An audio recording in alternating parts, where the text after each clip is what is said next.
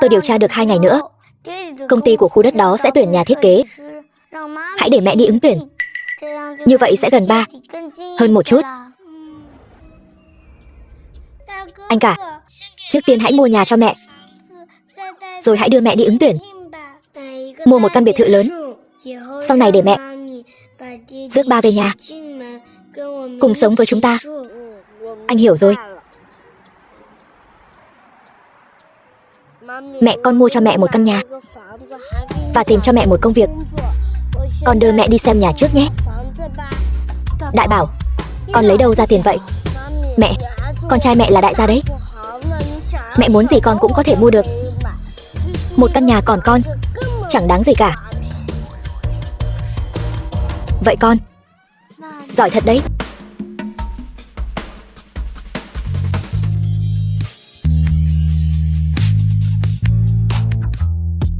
Cô theo dõi tôi sao? Anh cũng quá tự luyến rồi đấy. Tôi đến ứng tuyển, không rảnh rỗi theo dõi anh.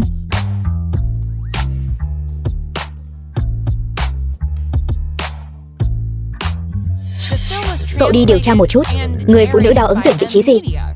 Lão đại, việc này còn cần điều tra sao? Hôm nay chỉ có bộ phận thiết kế đang tuyển người.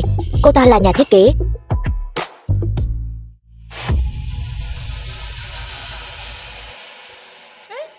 Giao Giao, loại rác rưởi này cũng dám đến ứng tuyển vào Mạc Thị, cũng không xem lại mình có xứng hay không.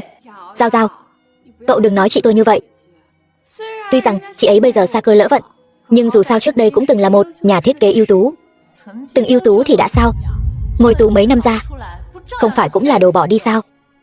Cho dù tôi là đồ bỏ đi, cũng tốt hơn kẻ ngốc không biết xếp hàng. Cô dám mắng tôi?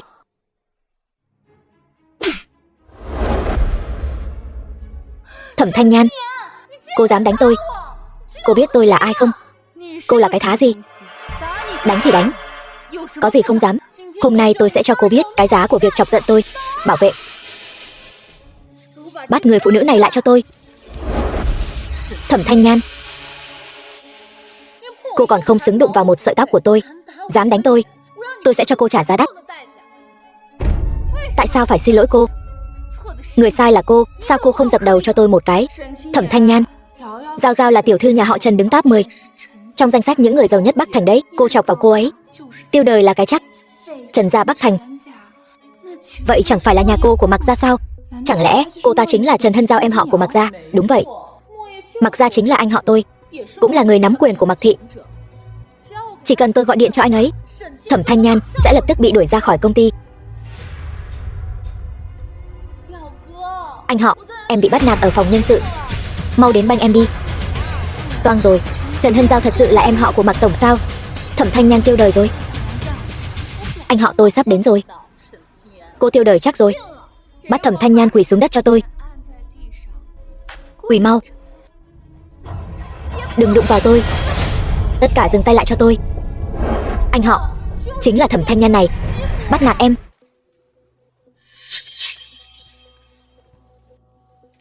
Cô nói Thẩm Thanh Nhan bắt nạt cô. Bắt nạt kiểu gì? Thời Quân, Thẩm Thanh Nhan không chỉ trên hàng mà còn đánh mắng Giao Giao.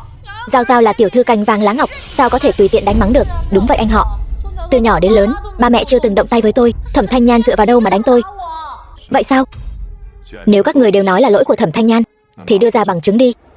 Chúng tôi nói đều là sự thật, họ đều nhìn thấy, đều có thể làm chứng. Đúng vậy, chính là Thẩm Thanh Nhan đánh Trần tiểu thư trước, còn muốn Trần tiểu thư quỳ lại cô ta. Chúng ta có thủ oán gì sao? Tại sao cô lại giúp họ vu oan giá họa cho tôi? Tôi nói đều là sự thật, nhưng khi tôi đến lại thấy các người đang ép Thẩm Thanh Nhan quỳ xuống. Thẩm Hoan tiểu thư chỉ là muốn giúp Trần tiểu thư xả giận nên mới muốn trừng phạt Thẩm Thanh Nhan. Những người này thật là vô phương cứu chữa. Thẩm Thanh Nhan có bắt nạt Trần Hân Giao hay không? Không phải các người nói là được. Lâm Quy, kiểm tra camera giám sát. Vâng lão đại. Đừng kiểm tra camera nữa, tôi có bằng chứng chứng minh mẹ tôi bị oan. Mẹ, con là Nhị Bảo, Thẩm Nam Nam của mẹ. Nhị Bảo, mẹ cuối cùng cũng gặp được con rồi. Chú Mặc là Thẩm Hoan và Trần Hân Giao, vẫn luôn nhắm vào mẹ con. Không tin thì xem đi.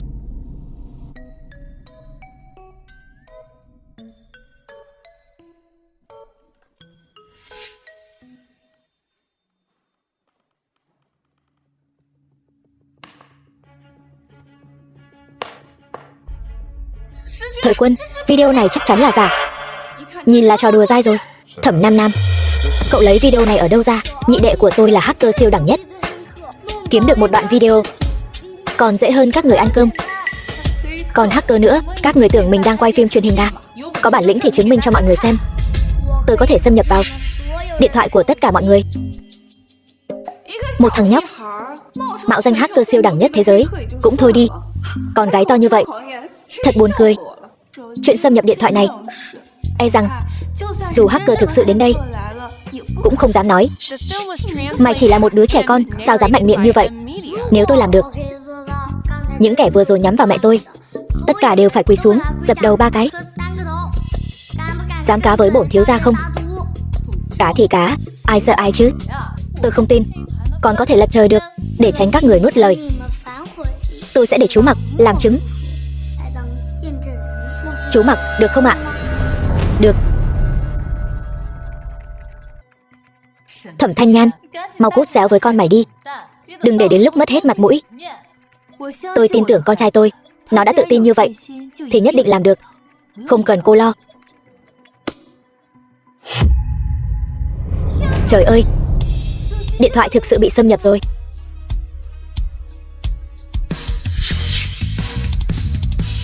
Bây giờ điện thoại của các người đã hoàn toàn bị tôi khống chế.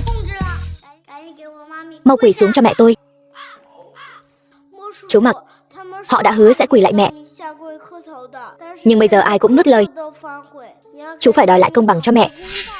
Chú Mặc, mau dùng uy lực của chú trấn áp bọn họ, bắt họ xin lỗi mẹ.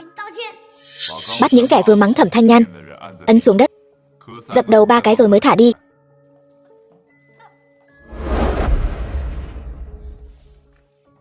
Các người còn không xin lỗi Thẩm Thanh Nhan.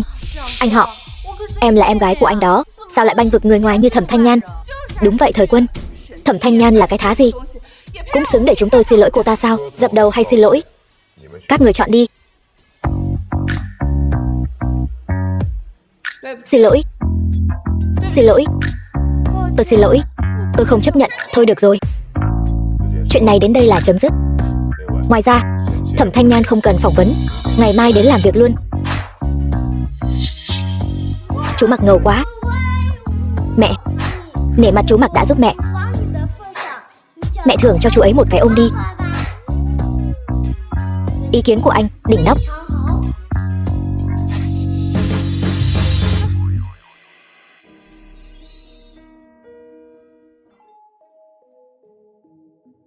Đây là tóc của mấy đứa nhỏ này và của tôi.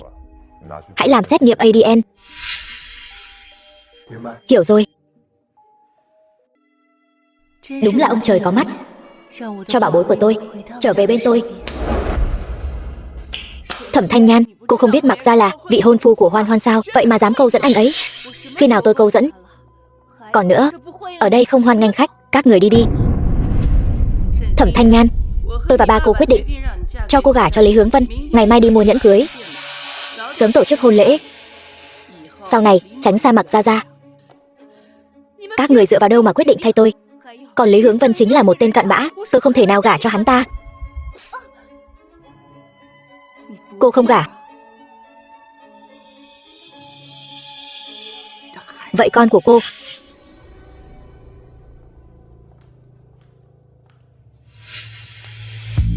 Thẩm gia thật độc ác, vậy mà muốn mẹ gả cho Lý Hướng Vân, tên xấu xí đó. Đừng lo, anh có kế hoạch rồi.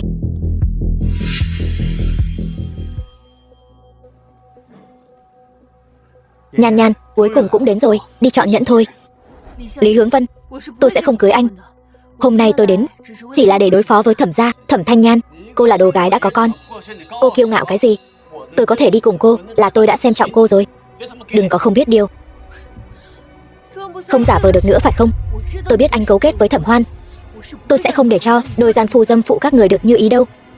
Hôm nay cô không gả cũng phải gả, không đến lượt cô quyết định.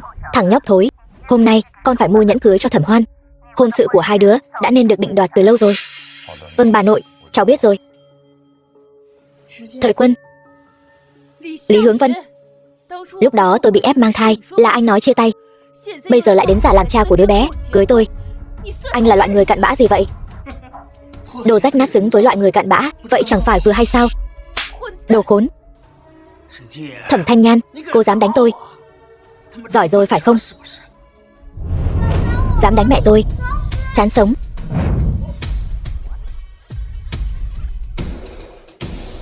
Đại Bảo, Nhị Bảo, sao hai đứa lại đến đây? Đương nhiên là đến bảo vệ mẹ rồi. Thật ra là đến vun đắp cho ba và mẹ.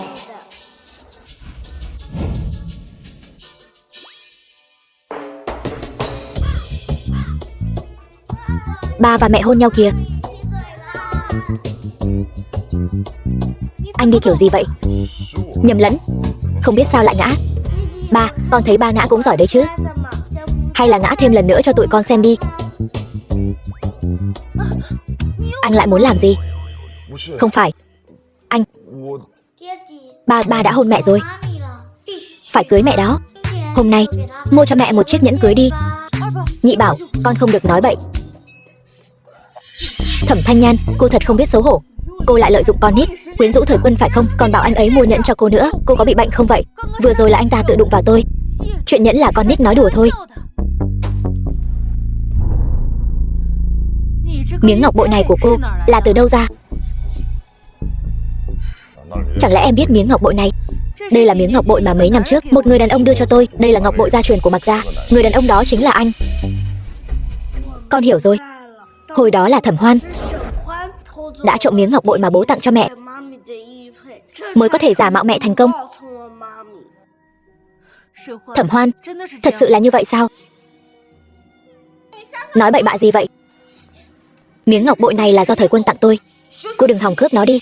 Tiểu Hoan, cô một mực khẳng định ngọc bội là do tôi đưa cho cô. Vậy tôi hỏi cô, lúc đó tôi đưa nó cho cô trong hoàn cảnh nào?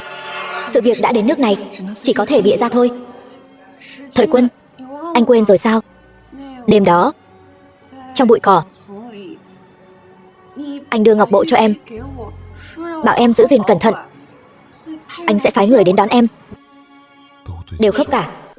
Đêm đó, tôi đã đánh mất ngọc bội ở trong núi. Thẩm Hoan lúc đó, cô cũng có mặt ở đó. Cứ đoán bừa cũng đoán đúng. Lời cô nói căn bản không đáng tin. Ngoài những gì cô vừa nói ra, còn có chuyện gì khác nữa không?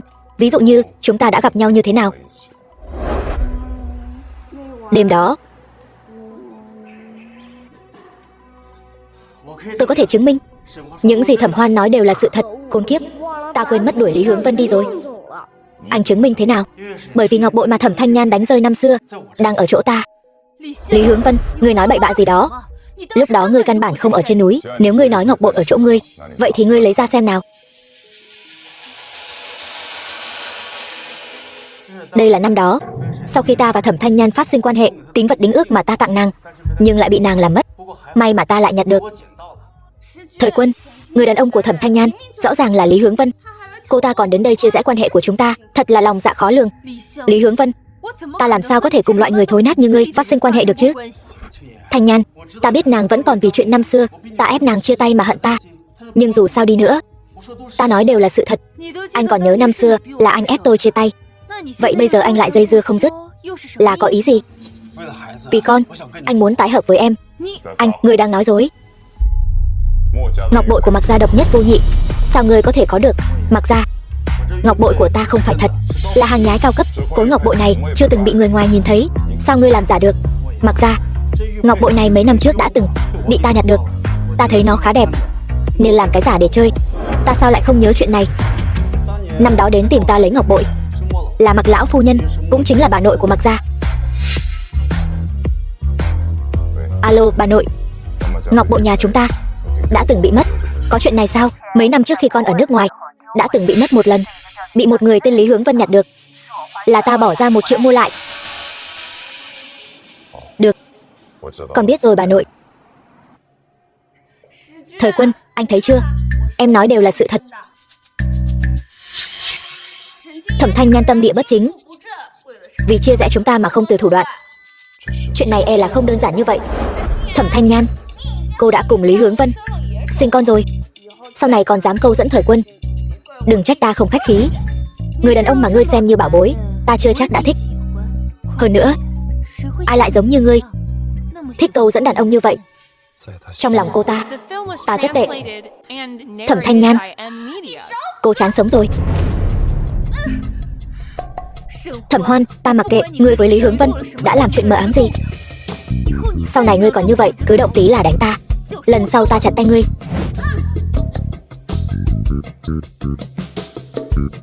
Bảo bối, chúng ta đi.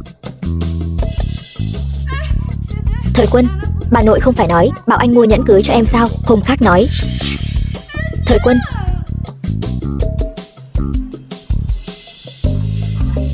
Mạc tiên sinh, anh làm gì thế này? Thẩm Thanh Nhan, sao em lại nói người đàn ông mà Thẩm Hoan xem như bảo bối em không thèm? Anh lấy tư cách gì mà chất vấn tôi? Mẹ ơi, ba tưởng mẹ chán ghét ba nên tức giận đấy. Xem ra tình cảm của cha và mẹ còn phải dựa vào ta để thúc đẩy.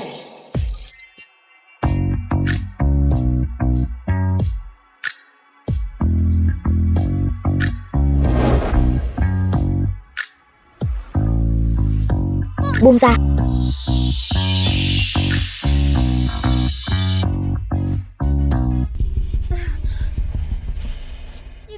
Anh làm gì vậy?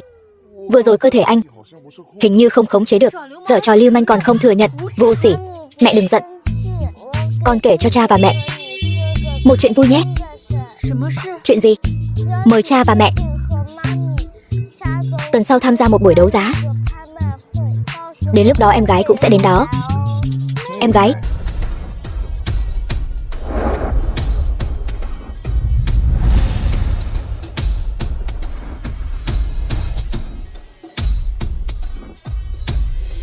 Đứa bé dễ thương quá, nhãi danh không được dạy dỗ. Cháu biết đây là nơi nào không? Dám quậy phá, cút ra ngoài. To gan, cô dám mắng hội trưởng buổi đấu giá, chán sống rồi sao? Một đứa nhóc giống như Thẩm Thanh Nhan sao có thể là hội trưởng được? Đến xách giày cho tôi cũng không xứng. Cô đến cả con nít cũng mắng. Đừng quá đáng. Tôi còn có thứ quá đáng hơn cả mắng chửi nữa.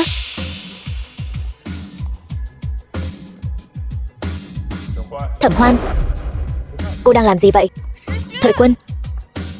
Thẩm Thanh Nhan dẫn theo đứa bé này mạo nhận là hội trưởng buổi đấu giá. Anh phải dạy dỗ cô ta cho tốt. Anh mau dạy dỗ bọn họ đi. Nó là con gái của Thẩm Thanh Nhan. Sao cô biết đứa bé này mạo nhận là hội trưởng? Anh xem, nó mặc đồ chợ, vừa nhìn là biết xuất thân từ gia đình không ra gì. Làm sao có thể là hội trưởng được? Thẩm Thanh Nhan, nếu cô biết điều thì mau chóng dẫn đứa nhỏ này cút đi.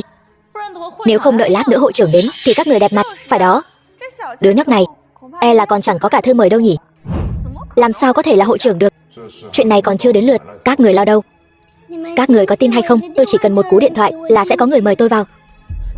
Bạn nhỏ, tuy cháu rất ngầu nhưng khoác lác như vậy có hơi quá không? Dì xinh đẹp, dì cứ chờ xem cháu sẽ xử lý bọn họ thế nào nhé.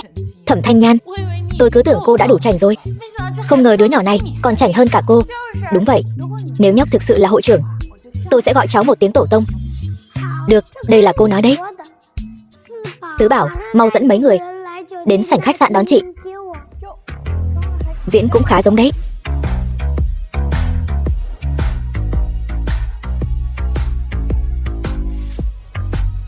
Cung nghênh Tây Tây tiểu thư.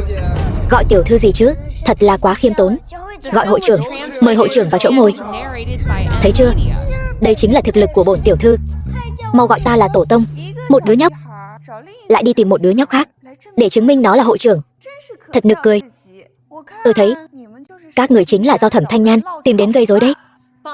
Bảo vệ đâu, mau tống cổ Thẩm Thanh Nhan và hai đứa có mẹ sinh mà không có bố dạy này ra ngoài cho tôi. Các người dựa vào cái gì mà đuổi chúng tôi? Đủ rồi. Thẩm Thanh Nhan và hai đứa nhỏ còn chưa đến lượt các người dạy dỗ. Ba ơi, chuyện gì vậy? Con là người tầm thường lắm sao? Dắt tay mẹ và Tam Bảo mà không dắt tay con. Các người còn dám mắng người nữa. Có tin tôi chỉ cần một câu là có thể khiến các người cút khỏi khách sạn không? Ba tôi chính là chủ tịch của khách sạn này. Chỉ cần tôi gọi điện cho ba tôi thì các người đều tiêu đời. Tôi biết ba cô là Trần Vũ Sinh, ông ta đến đây cũng phải quỳ lại tôi cung kính. Mày dám ăn nói ngông cuồng? Ba, có người giả mạo hội trưởng đến khách sạn gây rối. Thẩm Thanh Nhan, ba tôi sắp đến rồi. Cô và hai đứa này cứ đợi mà bị sửa đẹp đi. Tôi xem ai dám ở địa bàn của tôi gây rối. Ba, chính là một người phụ nữ, đệ tử Xích Tinh Các Trần Vũ Sinh. dẫn theo 2 đứa nhỏ đến phá đám, gan cũng to thật. Bảo vệ, bắt hết đám người lai lịch không rõ này. Lại cho tôi. Ai dám động vào họ chính là đối đầu với Mạc Gia. Đồ đệ Vũ Sinh, tôi thấy chú không phân biệt được lớn nhỏ rồi. Đứa nhỏ này thật giống Thẩm Đông Đông và Thẩm Nam Nam. Chẳng lẽ cũng là con ruột của Thẩm Thanh Nhan? Nhóc con nhà ngươi giả vờ cái gì? Dựa vào ngươi, sao có thể là sư phụ của cha ta được? Cầm miệng. Đồ ngu. Người thật sự là sư phụ của ta, năm ngoái học y tại Xích Tinh Các, chính là người thu nhận ta làm đồ đệ. Con sư phụ, là ta có mắt như mù, là ta không nhận ra ngài. Ta sai rồi, xin ngài thứ lỗi, biết sai thì sửa, miễn cưỡng coi ngươi là đứa trẻ ngoan. Đồ đệ, còn không mau mời sư phụ và hội trưởng vào. Được. Sư phụ, hội trưởng, mời vào. Dì xinh đẹp, vào cùng chúng con đi. Các bảo bối, các con giỏi quá. Các con là con nhà ai vậy? Dì xinh đẹp, đợi sau khi buổi đấu giá kết thúc, thân phận của con và Bắc Bắc tự nhiên sẽ được tiết lộ. Đúng đó, dì xinh đẹp, chúng ta vào phòng đấu giá trước đi. Đi thôi. Buổi đấu giá nghệ thuật di sản phi vật thể đầu tiên của Bắc Thành chính thức bắt đầu. Bên cạnh tôi có 3 bức tranh, lần lượt là số 1, số 2, số 3. Trong đó chỉ có 2 bức là thật. Mời mọi người theo thứ tự đấu giá bức tranh mà mình muốn. Bắt đầu đấu giá. Thẩm Thanh Nhan, cô muốn mua số mấy? Tôi quên mất. Số nào cô cũng không mua nổi đâu. Sao cô ta có tiền mua bức tranh nổi tiếng như vậy chứ? Cô ta còn không có cơ hội chạm vào mấy bức tranh đó. Nếu những bức tranh này quý giá như vậy thì các người đừng mua nữa. Không xứng. Ta đây là người có tài sản nghìn tỷ, thiếu phu nhân tương lai của nhà họ Mạc. Bức tranh này ta nhất định phải có được. Thời Quân, anh thấy 2 bức tranh này, bức nào là thật? Tôi không nhìn ra. Đã xưng là có tài sản nghìn tỷ rồi, còn quan tâm thật giả làm gì? Chi bằng mua hết đi. Tam Bảo, tôi điều tra được Thẩm Hoan rất muốn đấu giá bức tranh hôm nay. Tôi đã nói với Tứ Bảo rồi, các cậu nghĩ cách để Thẩm Hoan mua phải bức tranh giả. Tam Bảo nhận được. Nhị Bảo, xem tôi lát nữa sẽ xử lý Thẩm Hoan thế nào. Gợi ý cho mọi người một chút, màu sắc của bức tranh thật đậm hơn một chút. Vậy chẳng phải là số 1 sao? Tôi chọn số 1, 5 triệu. Mụ đàn bà xấu xa quả nhiên mắc câu. Dì này thật có mắt nhìn. Xem ra số 1 là thật. 10 triệu, 20 triệu, 50 triệu. Quả nhiên là đại tiểu thư nhà họ Trần, ra tay hào phóng thật. Xem ra bức họa này không ai xứng đáng hơn cô ấy. 100 triệu. Mặc ra cũng ra tay rồi. Trời ơi, lần này chắc không ai dám tranh với hắn ta. Tôi muốn mua bức họa này, tặng cho dì xinh đẹp bên cạnh tôi. Tôi trả giá 1 tỷ. Nhóc con nhà ai đây, dám tranh đồ với Mạc Gia mà còn trả giá cao như vậy? Người dám hét giá bừa bãi. Người có 1 tỷ không? Thẩm Thanh Nhan mở miệng ra là 1 tỷ. Các người có lấy ra được không? Đến lúc thanh toán, tự nhiên sẽ có người mang tiền đến cho tôi. Bảo bối, chúng ta có phóng đại quá không?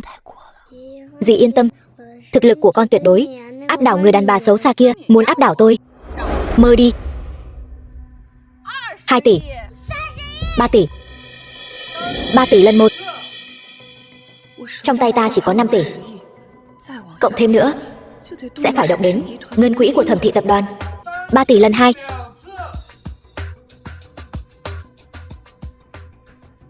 3 tỷ lần 5 tỷ. Để gà vào Mạc Gia, ta nhất định phải có được bức họa này.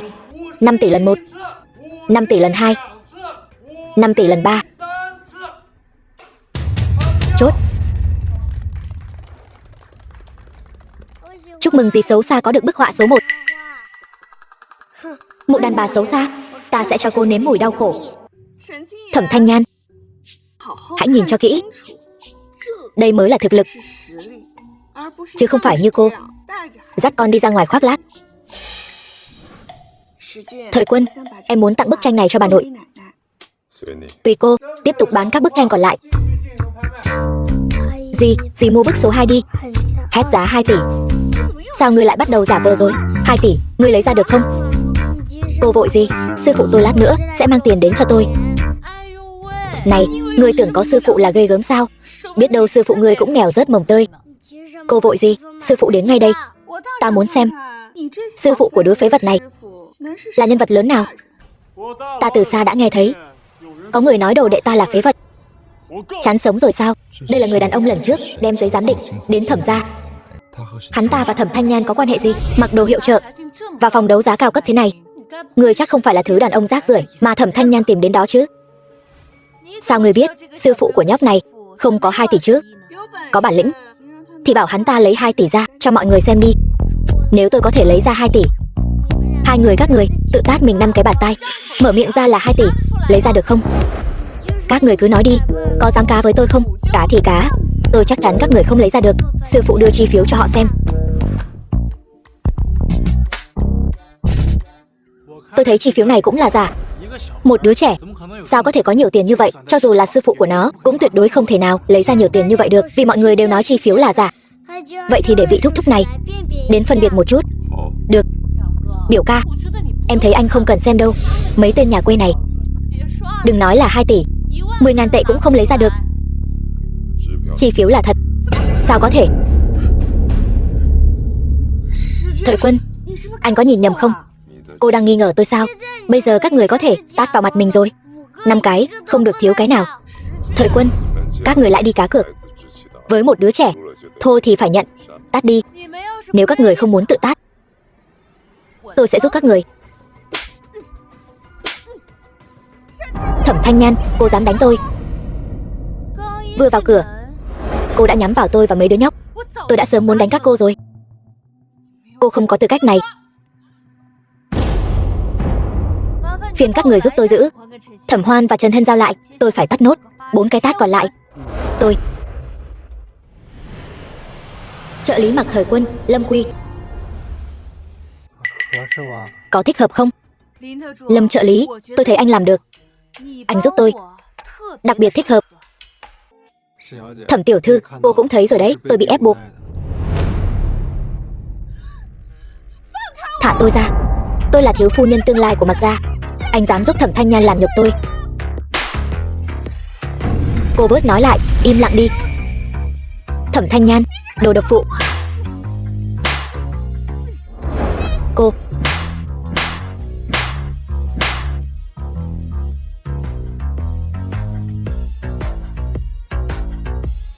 Thẩm Thanh Nhan, tôi đường đường là đại tiểu thư Trần gia, từ nhỏ được nâng niu như sao trên trời, tất cả mọi người đều coi tôi là trung tâm. Cô dựa vào cái gì mà đánh tôi? Dì xinh đẹp ngầu quá. Khiêm tốn nào. Biểu ca, vừa rồi anh rõ ràng có thể ngăn cản Thẩm Thanh Nhan, sao anh lại giúp cô ta? Cô đang dạy tôi làm việc sao? Đây chính là kết cục của việc không khiêm tốn. Dì xinh đẹp, đây là quà cháu và em trai tặng dì. Cảm ơn bảo bối, dì rất thích. Hai đứa trẻ này thật lợi hại. Bức tranh 2 tỷ nói tặng là tặng. Thật ghen tị với Thẩm Thanh Nhan. Thẩm Thanh Nhan số thật tốt, không giống Thẩm Hoan này, chỉ bị đánh thôi.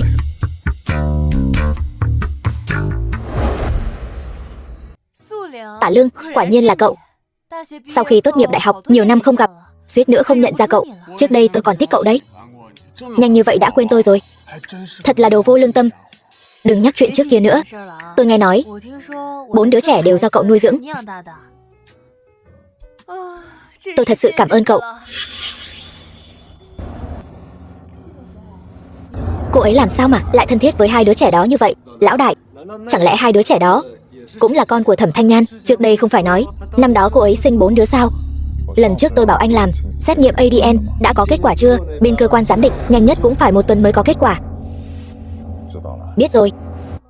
Tây Tây bảo bối, các con cũng là con của mẹ đúng không? Dạ đúng rồi mẹ. Linh cảm của mẹ quả nhiên không sai. Từ khi các con bảo vệ mẹ, mẹ đã biết các con cũng là con của mẹ. Tạ Lương, tôi có thể hỏi một chút, năm đó anh ở đâu mà nhặt được chúng vậy? Năm đó, Thẩm Hoan bỏ chúng trên núi. Khi tôi lên núi tuần tra, vô tình phát hiện, liền mang chúng về nuôi. Tôi cũng là sau này mới biết, những đứa trẻ này lại là con của cô.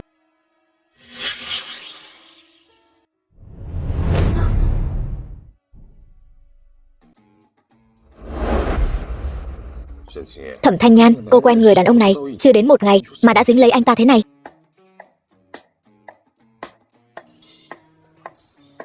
Tả Lương, sao lại là anh? Anh ngạc nhiên làm gì? Hai người quen nhau sao?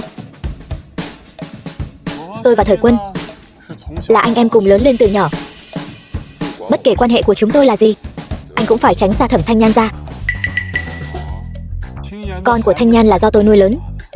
Vậy anh có quan hệ gì với cô ấy? Làm gì cho cô ấy rồi? Lại có tư cách gì mà nói như vậy? Cho dù bọn trẻ là do anh nuôi lớn, nhưng từ nhỏ đến lớn, bên cạnh anh chưa bao giờ thiếu phụ nữ. Thẩm Thanh Nhan không hợp với anh, bên cạnh anh chẳng phải cũng luôn có Thẩm Hoan sao? Hai ba đừng cãi nhau nữa. Mẹ, ba người sống thật tốt mới là điều quan trọng nhất. Trẻ con nói năng bừa bãi. Thẩm Thanh Nhan, hôm nay cô làm tôi mất mặt trước nhiều người như vậy. Tôi sẽ không tha cho cô đâu. Lý Hướng Vân, tôi muốn anh giúp tôi giải quyết Thẩm Thanh Nhan. Điều kiện tùy anh đặt ra. Sảng khoái. Tối nay cô nghĩ cách đưa Thẩm Thanh Nhan đến karaoke. Chuyện sau đó cứ giao cho tôi. Đông Đông và Nam Nam đâu?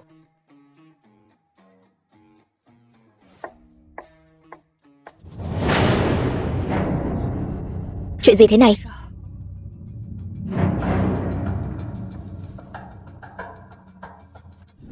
Thẩm Hoan, cô nói với Lý Hướng Vân, nếu hắn dám động đến con tôi sẽ lấy mạng hắn.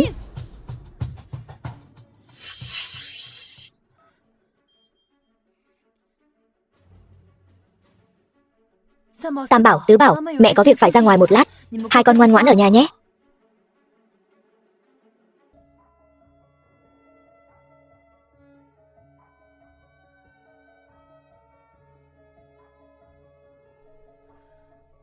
Các con tại sao nhất định phải bắt mình đến tham dự tiệc mừng thọ của Mạc lão phu nhân? Thẩm Thanh Nhan, cô thật sự rất giỏi. Tối qua vừa ở quán karaoke xong, hôm nay đã có tinh thần đến tham dự tiệc rồi. Chuyện tối qua, tôi biết là cô sai người làm. Đồ đáng đánh. Sát khí của cô nặng quá đấy. Mấy tên đàn ông đó hầu hạ cô chưa được tốt sao? Thất vọng lắm chứ. Thẩm Thanh Nhan muốn hủy hoại cô.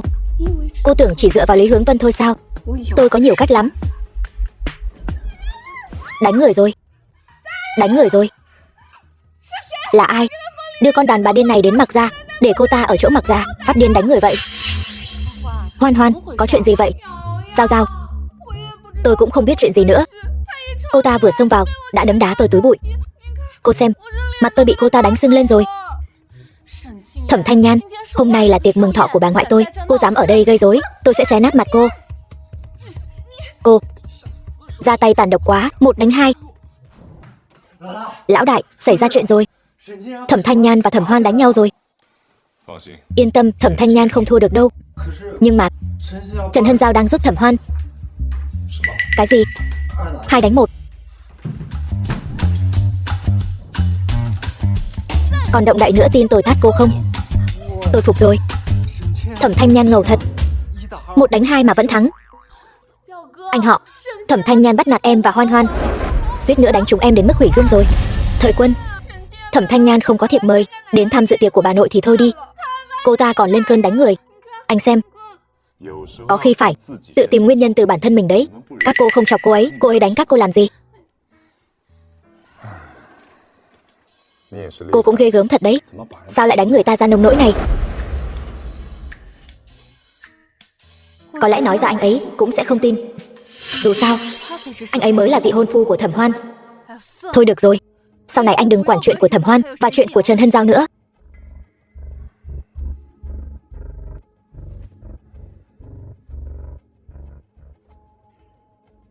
Cô dẫn 3 người họ đi sửa soạn một chút. 3 vị tiểu thư mời đi theo tôi.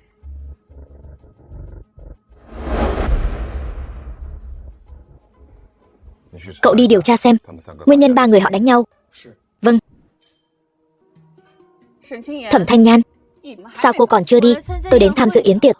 Tại sao lại bỏ đi đến tham dự yến tiệc của bà Mạc? Đều là những người giàu có sang trọng. Loại người không ra gì như cô, sao lại dám đứng ở đây? Giàu sang phú quý, nhân vật thượng lưu, hình như cô cũng không đáp ứng được 2 điểm này. Toàn thân toát ra vẻ chưa từng thấy việc đời. Thẩm Thanh Nhan, cô. Mạc lão phu nhân đến rồi.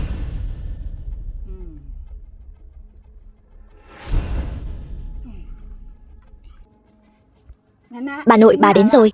Đây là món quà cháu đặc biệt, chuẩn bị cho bà, mua hết 5 tỷ. Mong bà thích. Hoan Hoan có lòng rồi, nếu ta không nhìn lầm thì bức tranh này hẳn là tranh thật của đại sư Tây Nhan. Vậy thì Thẩm tiểu thư quả không hổ danh là thiếu phu nhân tương lai của Mạc gia, ra tay thật hào phóng. Thẩm Thanh Nhan, sao cô lại đến dự tiệc mừng thọ của bà ngoại mà tay không thế? Qua mọi người tặng đều là những thứ vô giá, cứ chọn đại một món cũng là thứ mà Thẩm Thanh Nhan cả đời cũng không kiếm được. Làm sao cô ta có thể tặng nổi chứ? Ai nói mẹ tôi không tặng nổi quà? Cháu mang quà mẹ chuẩn bị đến rồi đây. Cảm ơn bảo bối. Đây chẳng phải là bức tranh mà lần trước cô tặng cho Thẩm Thanh Nhan sao? Đây chỉ là đồ giả thôi. Cái này trong tay tôi mới là tranh thật của đại sư Tây Nhan. Mau cất cái đồ giả trong tay cô đi, đừng lôi ra làm trò cười cho thiên hạ nữa. Sao cô biết của tôi là giả? Nhỡ đâu của cô mới là giả thì sao? Cái của cô là hàng nhái cao cấp đấy, còn dám lôi ra tặng người ta, đúng là buồn cười.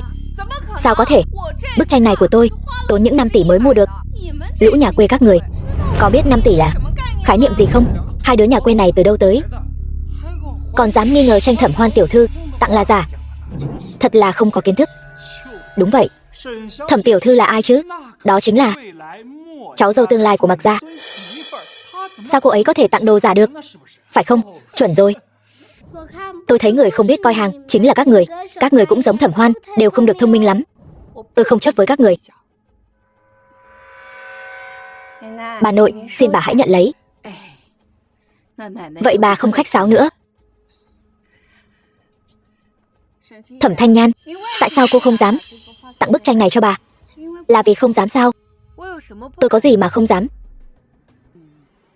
Bà nội, đây là lòng thành của con. Mời bà. Láo xược. Cô là ai? Dám tặng đồ giả cho tôi? Ngươi coi nhà họ Mạc ta là cái gì? Bà nội, bà bớt giận. Điều tra rõ ràng rồi hãy nói. Lão phu nhân, bức tranh này không phải đồ giả. Tôi tin con gái tôi, nó sẽ không nói dối. Thẩm Thanh Nhan, có phải đồ giả không? Cô vừa mở ra thì mọi người đều biết rồi. Cô bớt nói nhảm nhí ở đây đi. Thẩm Thanh Nhan, cô không lừa được chúng tôi đâu. Định lừa bà ngoại tôi phải không? Cô thật ghê tởm. Con và mẹ không có lừa người. Con có thể chứng minh cho mọi người thấy bức tranh của mẹ mới là thật. Làm sao con chứng minh được? Con, Thẩm Tây Tây, chính là Tây Nhan mà các người vừa nhắc đến.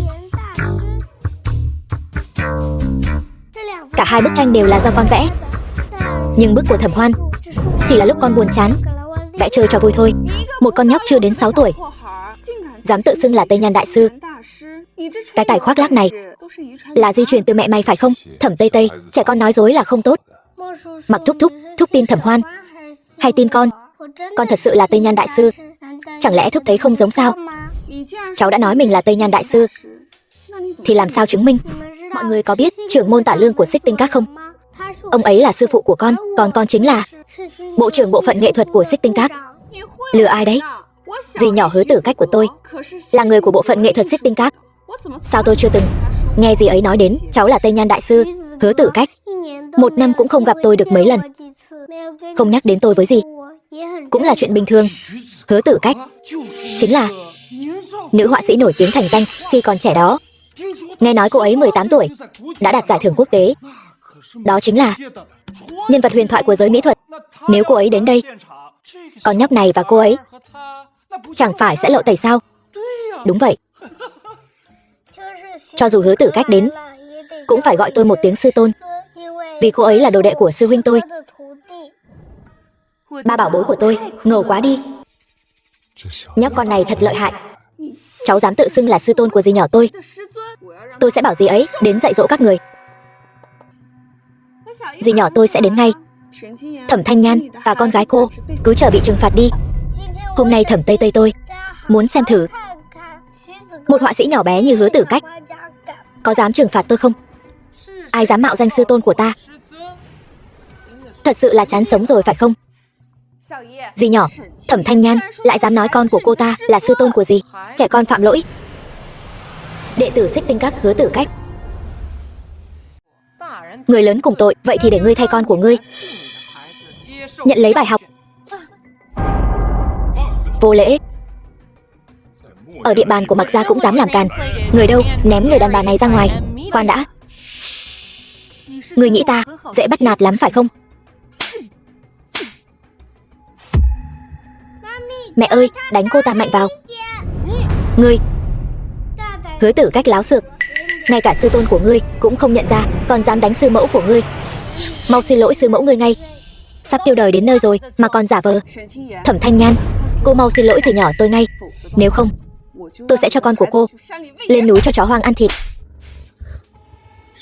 Ai cho phép các cô nói chuyện với sư tôn và sư mẫu như vậy? Dì nhỏ, gì chứ?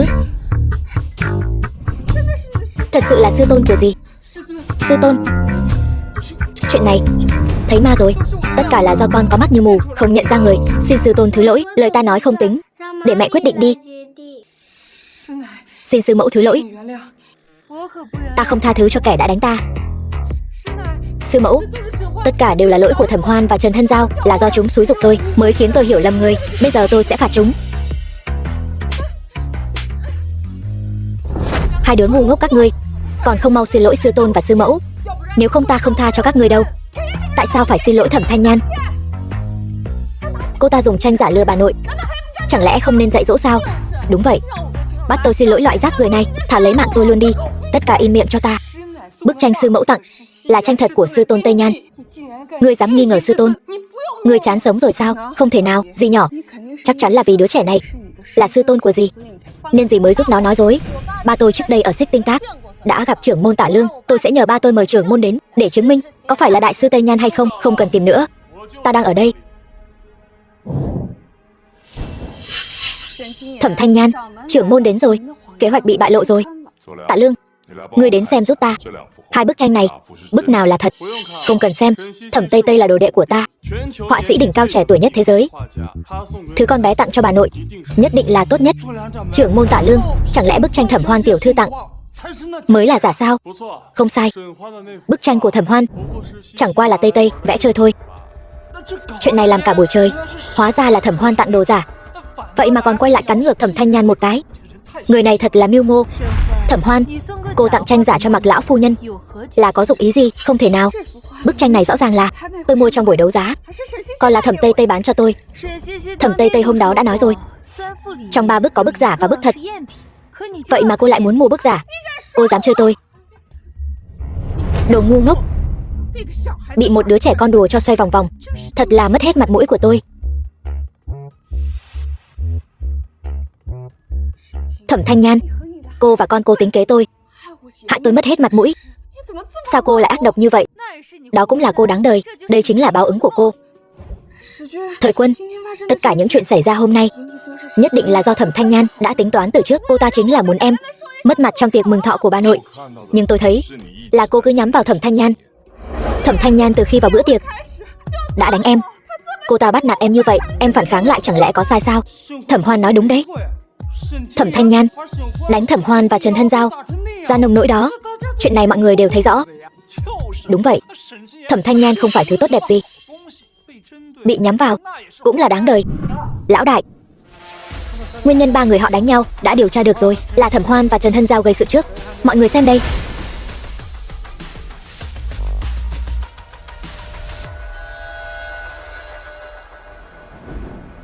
Thẩm Hoan, đây chính là cái cô nói Thẩm Thanh Nhan bắt nạt cô sao? Không ngờ thật sự là Thẩm Hoan và Trần Hân Giao gây sự trước, còn đảo ngược trắng đen. Thật ghê tởm, thật đê tiện, dùng thủ đoạn hèn hạ như vậy. Đúng, là chúng tôi gây sự trước. Sao nào? Tôi chính là thấy khó chịu với Thẩm Thanh Nhan. Tôi không chỉ muốn bắt nạt cô ta, tôi còn muốn đánh cô ta nữa. Thẩm Hoan, cô điên rồi. Lâm Quy, ném Thẩm Hoan ra ngoài cho tôi. Đi. Mặc tiên sinh, tôi bị thương ở tay, không cần anh bế tôi. Im miệng. Được thôi.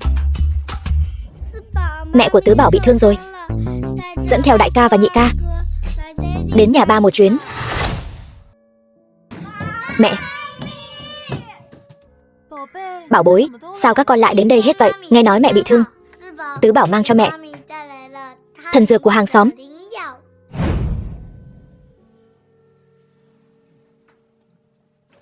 Ba, mẹ bị thương rồi, không thể tự bôi thuốc được. Ba có thể giúp mẹ một chút không? Giờ con đã nói vậy rồi. Thẩm tiểu thư, phối hợp một chút. Thẩm Bắc Bắc, con làm quá lên rồi đó. Mẹ vẫn còn một tay mà. Ba, mẹ bị chảy máu rồi. Tối nay không về nhà được. Có thể ở lại nhà ba thêm một đêm nữa không? Nhưng mẹ ơi, tối nào cũng phải tắm. Tối nay tay mẹ bị thương, không tắm được nữa rồi. Vậy thì chỉ có thể làm phiền ba tắm cho mẹ thôi. Các con còn nói hưu nói vượn nữa. Cẩn thận mẹ đánh các con đó. Không tin. Mẹ, giờ mẹ yếu ớt không thể tự lo được. Cần ba chăm sóc mẹ. Đừng đánh con. Để anh tắm cho em.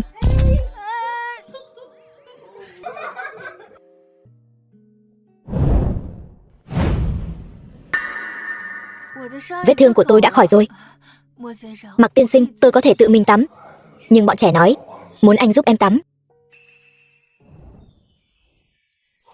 Giấu bớt hình hoa. Anh là ai? Anh muốn làm gì? Cứu tôi với. Ta sẽ chịu trách nhiệm với cô. Anh, sao cứ nhìn tôi như vậy? Em thật sự là cô ấy sao? Cái gì? Thẩm Thanh Nhan, sao cô cũng ở đây? Tôi cảnh cáo cô, anh ấy là của tôi. Cô đừng hòng cướp anh ấy khỏi tôi. Cô sợ tôi cướp anh ấy đi vậy sao? Chẳng lẽ cô không tự tin vào bản thân sao? Anh ấy sẽ không cưới cô đâu. Cô nói bậy bạ gì đó. Thời Quân đã nói rồi, anh ấy nhất định sẽ cưới tôi. Tôi không cho phép cô nghi ngờ tình cảm của chúng tôi. Nhãn quan của hắn cũng chẳng ra gì, lại bằng lòng cưới một loại hàng hạ đẳng tiện nhân. Cô dám mắng tôi không phải người sao? Cô cũng không ngu lắm nhỉ, lại biết loại hạ đẳng không phải người. Dừng tay. Mặc ra không phải nơi cô dương oai. Cô đến làm gì? Thời Quân, em đến vì chuyện hôm qua. Em muốn xin lỗi anh, nhưng sao Thẩm Thanh Nhan cũng ở đây? Không liên quan đến cô. Còn nữa, sau này đừng đến Mặc ra nữa. Đi ra ngoài. Thời Quân, sao anh có thể đối xử với em như vậy? Anh quên lúc trước đã hứa với em rồi sao? Có lẽ lời hứa năm xưa đã trao nhầm người. Thẩm Thanh Nhan, tôi sẽ không bỏ qua đâu.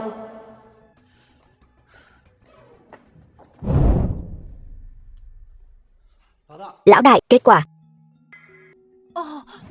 Mọi người cứ nói chuyện.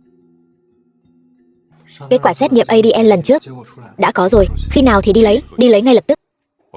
Đúng rồi, điều tra lại chuyện mấy năm trước. Tôi nghi ngờ Thẩm Thanh Nhan mới là người tôi vẫn luôn tìm kiếm. Hóa ra Thời Quân vẫn luôn điều tra chuyện này. Không được, mình không thể để anh ấy biết là mình mạo danh Thẩm Thanh Nhan. Nếu không, mình và nhà họ Thẩm đều tiêu đời. Bà nội, sao cô lại đến đây?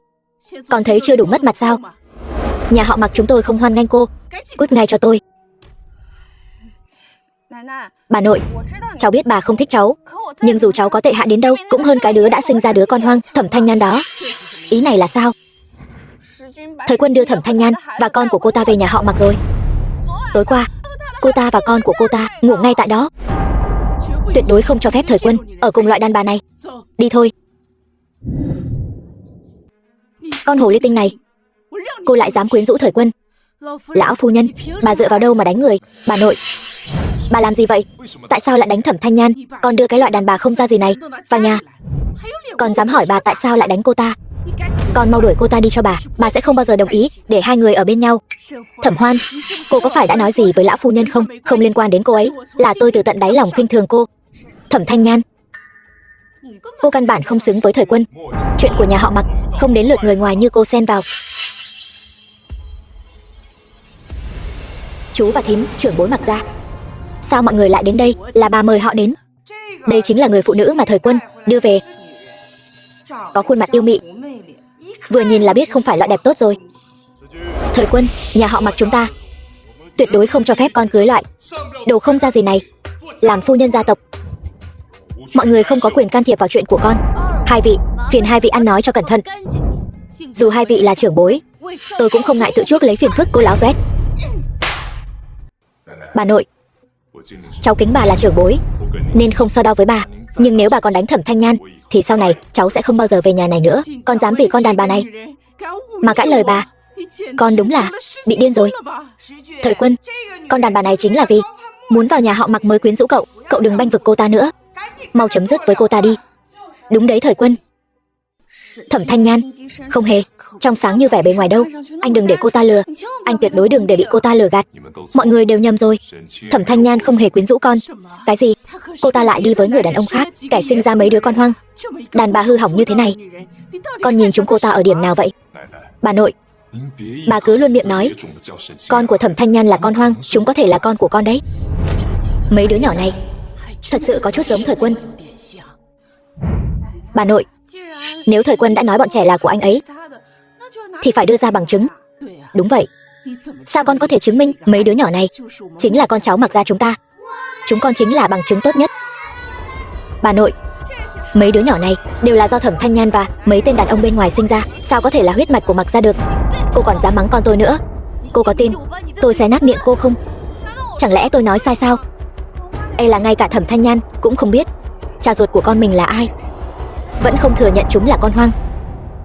Im miệng. Cô dám đánh người trước mặt trưởng bối Mặc gia. Cô thật là không coi ai ra gì, thật là một con đàn bà chanh chua. Loại đàn bà này căn bản không xứng sinh con cho con. Con đừng có hồ đồ, cẩn thận cô ta lừa con đấy. Bà nội, con đã làm xét nghiệm ADN với bọn trẻ rồi, đợi Lâm Quy mang báo cáo giám định về sẽ biết bọn trẻ có phải con của con hay không.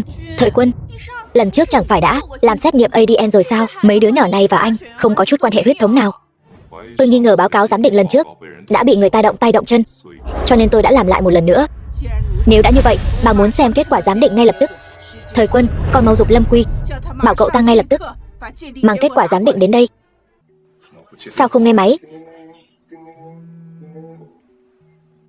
Alo, anh họ, Lâm Quy bị tai nạn xe rồi. Cái gì?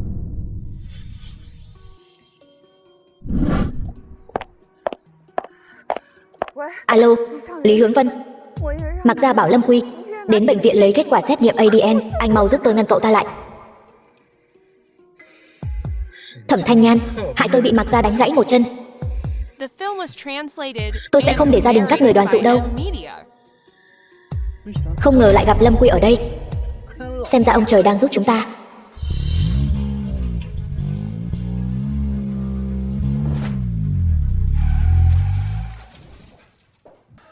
Lão đại, bị thương nặng không? Cũng tạm, suýt nữa thì mất mạng rồi. May mà Trần tiểu thư đi ngang qua cứu tôi, nếu không lão đại có thể sẽ không gặp được tôi lần cuối. Anh họ, Lâm Quy là người cẩn thận như vậy, không thể tự nhiên xảy ra tai nạn xe được, anh phải điều tra cho kỹ. Con ngốc Trần Hân Giao này. Lâm trợ lý, anh có biết ai là người đụng anh không? Chuyện này nói ra cũng thì lạ. Camera giám sát hiện trường vụ tai nạn xe, đúng lúc bị hỏng, xe tới quá bất ngờ, tôi cũng không nhìn rõ là ai. Ngoài camera bị hỏng, còn gì mà cậu thấy khả nghi không? Có. Báo cáo giám định quan hệ cha con bị mất, tôi nghi ngờ chính là kẻ tông tôi lấy đi. Không cần nghi ngờ, chắc chắn là vậy. Nhưng mà kẻ đó tại sao lại lấy đi giám định quan hệ cha con chứ? Hơn nữa hiện trường vụ việc lại không có camera giám sát, điều tra cũng không ra. Ai nói điều tra không ra? Con có thể khôi phục camera giám sát. Cái nhóc con này bày đặt ra vẻ ta đây. Thẩm Thanh Nhan, cô dạy con kiểu gì vậy? Lúc này rồi còn để nó đến quấy rối. Nhị bảo là hacker thiên tài, khôi phục một đoạn camera giám sát rất dễ dàng. Tôi nghĩ có thể để nó thử xem. Hôm đó camera giám sát trên đường đều bị hỏng, có thể khôi phục toàn bộ không? Cô tưởng vẫn giống lần trước, xâm nhập điện thoại người khác đơn giản vậy sao? Thẩm Thanh Nhan, dù cô muốn con mình thể hiện trước mặt trưởng bối nhà họ Mặc, cũng không cần dùng cách này chứ. Cẩn thận tự vả vào mặt mình đấy. Không có khả năng đó thì đừng có ra vẻ ta đây. Tất cả im miệng cho tôi. Nhị bảo, con có nắm chắc khôi phục được tất cả camera giám sát không? Mặc thúc thúc, sự tin tưởng của thúc là động lực của con. Chỉ cần thúc tin tưởng con có thể làm được. Được, vậy giao cho con đấy. Thời Quân, im miệng. Một đứa nhóc thật sự giỏi vậy sao? Tôi nhìn nó thao tác máy tính không giống như giả vờ. Xong rồi. Mặc thúc thúc, điều tra ra rồi, là Lý Hướng Vân tông Lâm Quý thúc thúc. Từ đoạn camera giám sát này xem ra, Lý Hướng Vân cố ý tông Lâm Quy. Hắn tông Lâm Quy chỉ là để lấy đi báo cáo giám định quan hệ cha con. Tại sao? Thẩm Hoan, Lâm Quy gặp tai nạn xe. Không phải là cô chỉ thị Lý Hướng Vân làm đấy chứ? Cô nói bậy bạ gì vậy? Tôi với Lâm trợ lý chẳng có thù oán gì, tại sao tôi phải làm vậy? Vì cô không muốn mọi người biết kết quả giám định, nên cô bảo Lý Hướng Vân chặn Lâm Quy giữa đường. Vậy tôi cũng có thể nói là cô sợ Thời Quân biết đứa bé không phải con ruột của anh ấy, nên mới tìm Lý Hướng Vân lấy đi báo cáo giám định quan hệ cha con đấy. Bà nội, Thẩm Thanh Nhan làm chuyện mờ ám nên vu oan giá họa cho con, bà nhất định phải làm chủ cho con. Bà nội, con tin chắc chắn không phải Thẩm Thanh Nhan làm, còn là ai, con nhất định sẽ điều tra ra. Thời Quân, đến lúc này rồi mà con vẫn banh vực lão phu nhân. Chiêu trò trà xanh của Thẩm Hoan bà cũng không nhận ra sao? Tôi không làm gì cả. Vậy mà bà lại dùng những lời lẽ cay độc như vậy với tôi thấy bà thật sự nên rửa mắt lại đi. Cô láo xược. Có ai nói chuyện với trưởng bối như cô không? Tôi kính bà là trưởng bối, nhưng bà thật là già mà không nên nết. Bà ngoại, Thẩm Thanh Nhan suýt hại mất mạng Lâm Quy mà còn vanh váo như vậy. Chúng ta báo cảnh sát đi, để cô ta vào tù sám hối. Không cần báo cảnh sát, bắt Lý Hướng Vân đến đây đối chất. Có thể Lý Hướng Vân đã cao chạy xa bay rồi. Đi đâu tìm hắn ta bây giờ? Nhị đệ của con có thể tra được vị trí của Lý Hướng Vân. Mặc thúc thúc, Lý Hướng Vân chạy đến Lý Gia Thôn rồi. Lý Gia Thôn, đó là cái nơi khỉ ho có gáy. Cho dù dùng trực thăng đi đưa Lý Hướng Vân về, ít nhất cũng mất vài tiếng đồng hồ. Con là đệ tử có võ công mạnh nhất của Xích Tinh Các, việc bắt Lý Hướng Vân cứ giao cho con. Ngươi khoác lác cái gì vậy? Dù ngươi có võ công cao cường đến đâu, chẳng lẽ có thể dịch chuyển tức thời đến Lý Gia Thôn rồi đưa Lý Hướng Vân về được sao? Chút dịch chuyển tức thời làm sao làm khó được ta? Đại bảo giỏi quá. Lý Hướng Vân, ai sai khiến ngươi tông Lâm Quy và lấy trộm giấy xét nghiệm ADN? Mặc ra, tôi nói, ngài hãy thả tôi ra trước, thả tôi ra.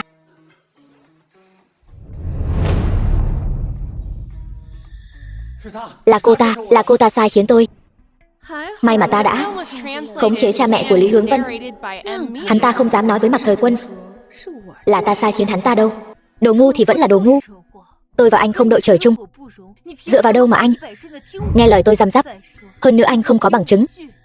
Ai mà tin anh? Cô nói với tôi con của cô không phải con của Mạc gia. Sợ người nhà họ Mạc biết sự thật nên mới bảo tôi cướp giấy xét nghiệm ADN. Thời Quân, con nghe thấy hết rồi chứ? Tất cả đều là do người đàn bà Thẩm Thanh Nhan này làm. Cô ta luôn lừa con. Bà nội, chuyện này tuyệt đối không thể đơn giản như vậy được. Lý Hướng Vân nhất định đang nói dối. Lão phu nhân, tôi cũng nghĩ Thẩm Thanh Nhan không phải người sẽ làm chuyện như vậy. Ta mặc kệ. Thời Quân, con phải lập tức cắt đứt quan hệ với người đàn bà này, nếu không bà sẽ đánh gãy chân cô ta. Bà nội, bà nhất định can thiệp vào mối quan hệ giữa con và Thanh Nhan. Vậy con chỉ có thể chọn một, giữa Mạc gia và Thẩm Thanh Nhan thôi. Con uy hiếp bà. Con vì nữ nhân này ngay cả Mạc gia cũng muốn từ bỏ sao? Là bà nội bức người trước. Đều tại hồ ly tinh ngươi. Ngươi xem ta có đánh mất mạng ngươi không? Thanh Nhan, bà nội, bà quá đáng lắm rồi. Đều là con ép buộc, bà cũng là bất đắc dĩ.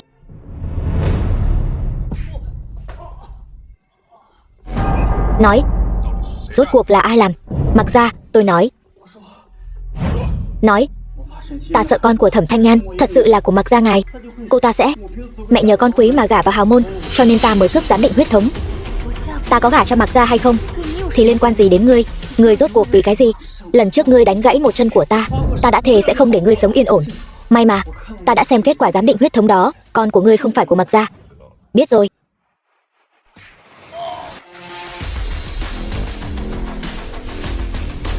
Phần đời còn lại của ngươi hãy ở trong tù mà sống đi.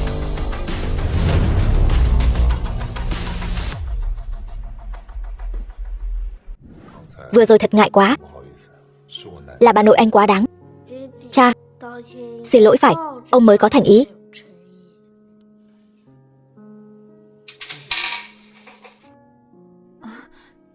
Con nhất không hiểu chuyện. Anh thấy nó khá hiểu chuyện. Tại sao anh ấy lại vui mừng như vậy? Cha, trán mẹ vẫn còn chảy máu. Dựa theo nhiều năm kinh nghiệm hành y của con, ba phải thổi vào vết thương của mẹ thì mới mau lành. Hôn cũng được. Thẩm Bắc Bắc con còn nói bậy nữa. Anh muốn làm gì? Đương nhiên là trị thương cho em rồi.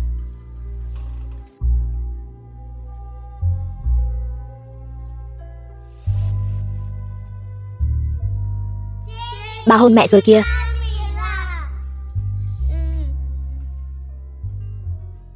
Anh không sợ Thẩm Hoan ghen sao? Tự nhiên. Em nhắc đến Thẩm Hoan làm gì? Thẩm Hoan là vị hôn thê của anh mà. Anh đã có vị hôn thê rồi, không nên giữ khoảng cách với những người phụ nữ khác sao? Em đang ghen sao? Không có. Tục ngữ nói rất hay. Phụ nữ nói không có chính là có. Nghe vậy, tục ngữ nói quả thực rất hay. Anh và Thẩm Hoan không có tình cảm. Anh quen cô ấy cũng là vì chuyện năm đó. Hơn nữa, anh và cô ấy không đính hôn. Cô ấy không phải vị hôn thê của anh. Tại sao anh ấy phải giải thích với mình chứ? Thời Quân ngang nhiên phủ nhận mình là vị hôn thê của anh ấy. Đều tại Thẩm Thanh Nhan. Hoan Hoan, cô yên tâm. Thẩm Thanh Nhan căn bản không xứng với biểu ca tôi. Vị trí thiếu phu nhân mặc ra nhất định thuộc về cô. Cô ta không cướp được đâu. Nhưng tôi vẫn không yên tâm. Nhưng mà Lý Hướng Vân hiện tại đang ngồi tù. Giao Giao, người có thể giúp tôi chỉ có cô thôi. Tôi không muốn lấy mạng người. Giao Giao, tôi không phải bảo cô lấy mạng người. Chúng ta dạy dỗ cô ta một chút là được rồi. Cô làm tôi hết hồn. Tôi còn tưởng cô muốn. Cô nói đi cần tôi làm gì? Hủy hoại trong sạch của Thẩm Thanh Nhan, khiến Thời Quân chán ghét cô ta, ruồng bỏ cô ta. Chúng ta có thể làm thế này.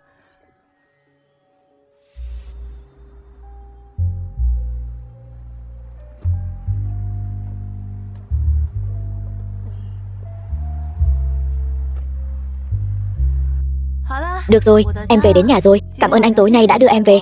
Anh có thể về rồi. Hôm nay bọn trẻ ở chỗ Tả Lương. Anh ở lại với em nhé.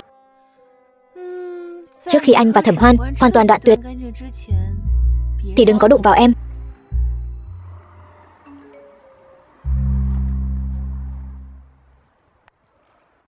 Thẩm Thanh Nhan, con gái ngươi đang ở trong tay ta. Ta đang ở trước mộ mẹ ngươi. Thẩm Hoan, ngươi muốn làm gì? Nửa tiếng sau không thấy ngươi, ta sẽ đào mộ mẹ ngươi lên. Đưa con gái ngươi, không được động vào con gái ta. Ta tới ngay. Thẩm Hoan, ngươi gọi ta tới đây giữa đêm là để làm gì? Lấy mạng ngươi.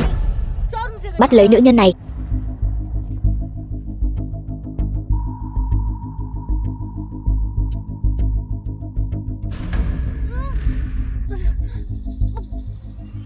Thẩm Thanh Nhan, sau đêm nay ngươi chỉ là đồ bỏ đi.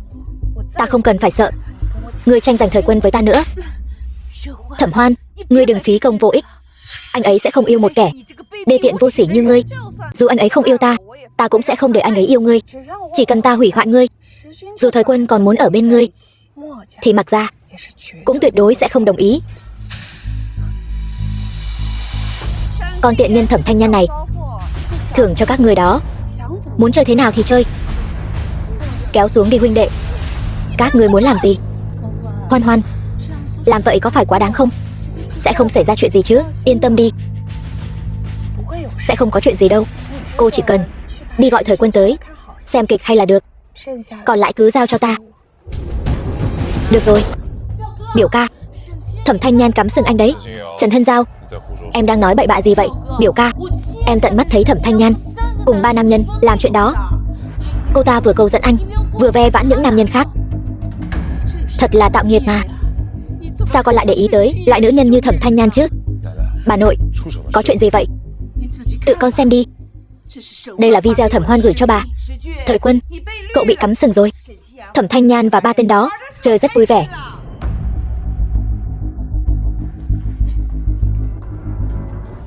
Biểu ca mau xem, Thẩm Thanh Nhan và mấy tên rác rưởi đó vẫn chưa chịu kết thúc. Đồ bại hoại môn phong. Đưa mấy tên này đến đồn cảnh sát. Hoan Hoan, sao lại là cô? Thẩm Thanh Nhan đâu? Thẩm Hoan, ngươi giỏi thật đấy. Một mình hầu hạ 3 người. Thật không thể tin nổi. Em không sao chứ? Là cô ta có chuyện. Thẩm Thanh Nhan, rốt cuộc đã xảy ra chuyện gì? Nửa tiếng sau không gặp được ngươi, ta sẽ đào mả mẹ ngươi lên, chôn sống con gái ngươi. không được động vào con gái ta. Ta tới ngay.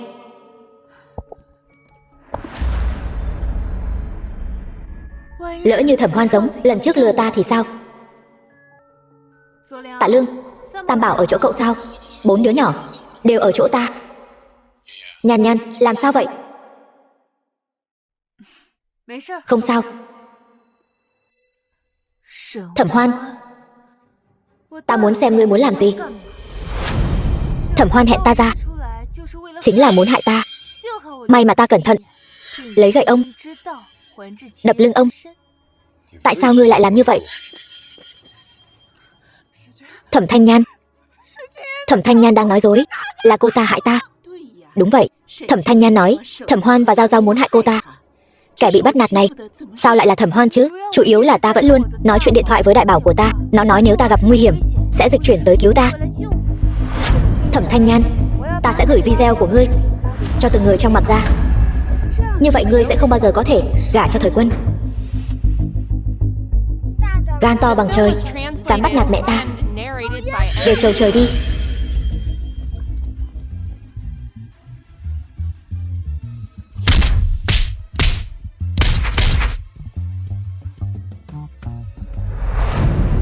Sao ta không động đậy được? Đại lão tha mạng, chúng tôi đều bị Thẩm Hoan sai khiến. Muốn báo thù, ngươi tìm Thẩm Hoan đi, đừng tìm chúng tôi. Đại bảo, giữ chúng lại. Mẹ còn cần dùng, con qua bên cạnh đợi mẹ được không? Được. Có việc gì thì gọi con. Người đàn bà này ta cho các người. Nếu các ngươi hầu hạ tốt, ta sẽ tha cho các ngươi. Được. Đại bảo, giúp Thẩm Hoan giải trừ đi. Thẩm Hoan, ngươi hẹn ta ra ngoài rồi hạ thuốc, lại còn bảo Trần Hân giao báo cho Mạc Gia tới bắt gian, không gì khác ngoài muốn hủy hoại danh tiếng của ta, khiến anh ấy chán ghét ta. Ta nói đúng chứ? Cho nên cuối cùng Thẩm Hoan là tự làm tự chịu. Nếu cô ta không hại Thẩm Thanh Nhan, có lẽ cũng sẽ không xảy ra chuyện này. May mà Thời Quân lúc đó không cưới người đàn bà hư hỏng này. Đều tại ta ngu ngốc, còn bị cô ta lừa gạt. Bà nội, thím, hai người đừng tin Thẩm Thanh Nhan. Những chuyện này đều là cô ta bịa đặt. Đến nước này rồi, người còn chối cãi. Thẩm Hoan, từ nay về sau, Mạc Gia và Thẩm gia đoạn tuyệt qua lại. Người còn dám bước chân vào Mạc Gia nửa bước, ta khiến người sống trong đau khổ. Chúng ta về nhà. Thời Quân, tại sao anh vẫn không tin em? Thẩm Thanh Nhan, không phải nói ta hạ dược cô ta sao? Vậy cô ta tại sao vẫn đứng ở đây? Các ngươi chẳng lẽ đều không hoài nghi sao? Đúng vậy Thẩm Thanh Nhan, trông cô chẳng có chút nào giống bị người ta hạ dược. Ngươi nói là cái này sao? Ta từ đầu đã không uống nó, không ngờ tới chứ gì. Ta hoàn toàn không có uống nó. Lần này học khôn rồi. Thế nhưng Thẩm Thanh Nhan, cô làm sao chứng minh thuốc này là Thẩm Hoan cho cô uống? Xem đi, con ngốc Thẩm Hoan này, may mà lúc đầu không vứt đi. Nếu không, ta nhảy xuống Hoàng Hà cũng không rửa sạch được. Cho nên, đây chính là một âm mưu của Thẩm Hoan. Xem ra, Thẩm Hoan còn không bằng Thẩm Thanh Nhan. Thẩm Thanh Nhan tuy rằng sinh ra mấy đứa con hoang, nhưng cô ta ít nhất sẽ không làm loại chuyện thương thiên hại lý này. Uổng công ta trước đây tin tưởng ngươi như vậy, đều tại ta mắt mù nhìn lầm ngươi. Chuyển lại xuống. Từ hôm nay trở đi, Thẩm Hoan không còn là vị hôn thê của Thời Quân nữa. Bà nội, đừng đuổi con ra khỏi Mạc Gia. Con biết sai rồi. Lần này con nhất định sẽ sửa đổi lỗi lầm. Cút. Cái thứ đàn bà bại hoại môn phong như cô, chỉ biết làm ô nhục Mạc Gia chúng tôi. Đi. Thẩm Thanh Nhan.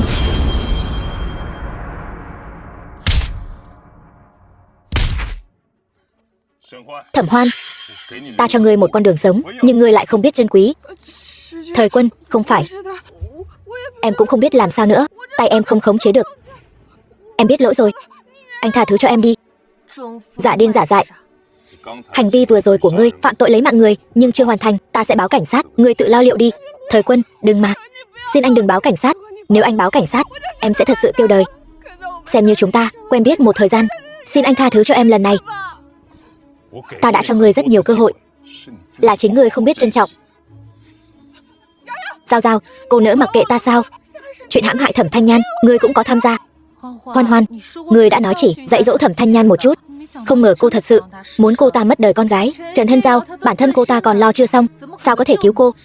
Thẩm Thanh Nhan, cô nói vậy là có ý gì? Trần Hân Giao, về Trần gia đóng cửa suy nghĩ lại, sau này không có sự cho phép của tôi, không được đến Mạc gia nữa. Chúng ta đi. Thẩm Thanh Nhan, tôi tuyệt đối sẽ không bỏ qua cho cô. Tối nay em theo anh về Mạc gia đi. Không được, em phải tìm Tả Lương để đón con. Thời Quân,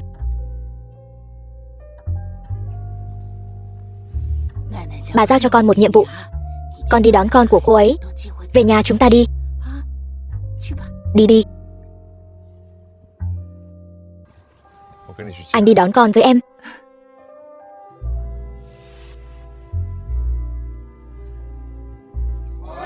Hoan nghênh thiếu phu nhân. Hoan nghênh tiểu thư, tiểu thiếu gia. Tại sao họ lại gọi em là thiếu phu nhân? Đây là bà nội sắp xếp. Em không thích, anh bảo họ giải tán. Thanh Nhan, trước đây đều là lỗi của bà. Bà đã nghe lời xúi giục của Thẩm Hoan, hiểu lầm con, còn đánh con. Bây giờ bà không cầu con tha thứ, mong rằng sau này con có thể xem đây là nhà của mình. Chuyện trước đây cũng không hoàn toàn là lỗi của lão phu nhân. Con không giận bà nữa, là bà vui rồi. Chờ một chút, bà có một món quà muốn tặng cho con. Quà?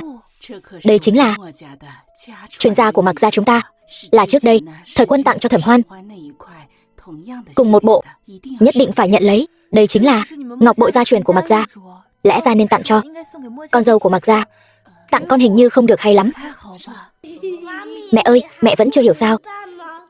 Cụ cố muốn mẹ làm cháu dâu của cụ, muốn mẹ gả cho ba. Mẹ ơi, mẹ mau nhận ngọc bội đi. Như vậy mẹ sẽ là người của ba rồi. Mẹ mau nhận đi. Con muốn thấy mẹ và ba kết hôn. Ba và mẹ nên kết hôn rồi. Nếu không người khác sẽ tưởng chúng con là đứa trẻ hoang không có cha, khiến chúng con ở trường mẫu giáo không ngẩng mặt lên được. Em không thể phụ tấm lòng của bà được. Mạc tiên sinh, em là mẹ của 4 đứa trẻ đấy. Anh cần phải suy nghĩ cho kỹ, biết đâu anh cũng là cha của 4 đứa trẻ này đấy. Cho dù không phải là cha, anh cũng sẽ làm cha của chúng. Anh muốn làm cha của con người khác là chuyện rất phiền phức đấy.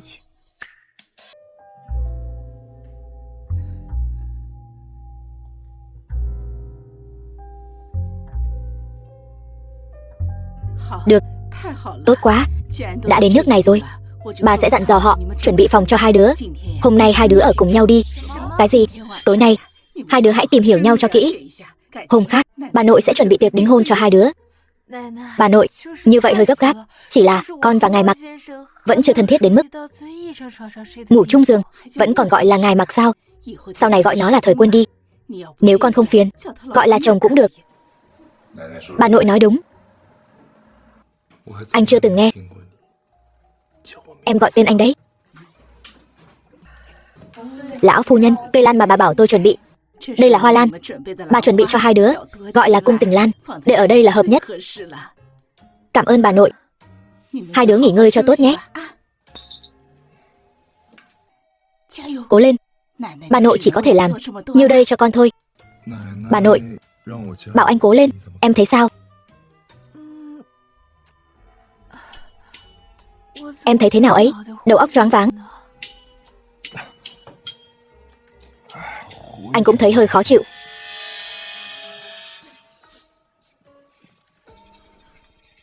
Cây hoa này có vấn đề, anh quên mất. Loại hoa này gây mệt mỏi. Bà nội cố ý. Anh có ngốc không vậy? Anh vứt hoa vào thùng rác đi. Mùi hương này chẳng phải vẫn còn trong phòng sao?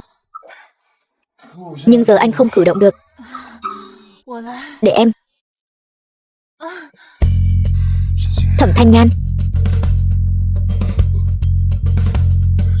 chủ động thế.